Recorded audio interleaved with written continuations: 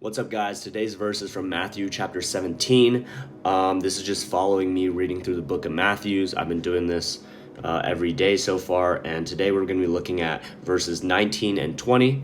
To give some context on these verses, essentially a father brought his son to Jesus and said he's been having these struggles, and Jesus essentially healed the demon-possessed boy.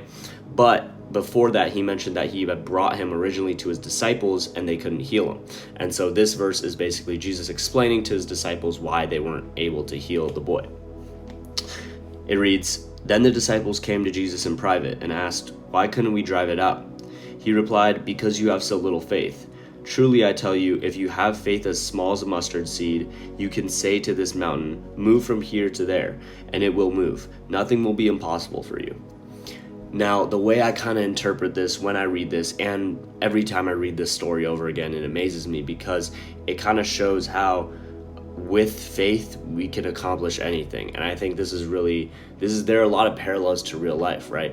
When I've been working on my businesses and when I've been working on myself, the times I don't have faith in myself, the times when my self-talk is negative, I don't see the growth that I would see when I'm telling myself I can do this. I have the abilities to generate this amount of money. I have the abilities to provide for these certain amount of people, and I have the abilities to enhance myself in the certain ways that I'm doing, like going to the gym, right?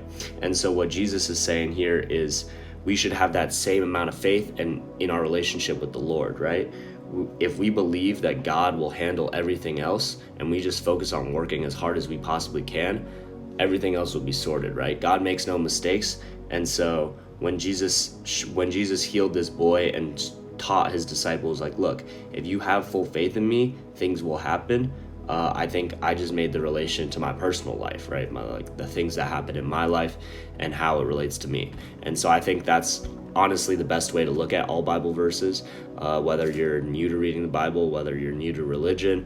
I think it's always great to try and relate it back to yourself. That way you can understand it more fully. Anyways, guys, I hope you enjoyed it, and I'll see you guys tomorrow.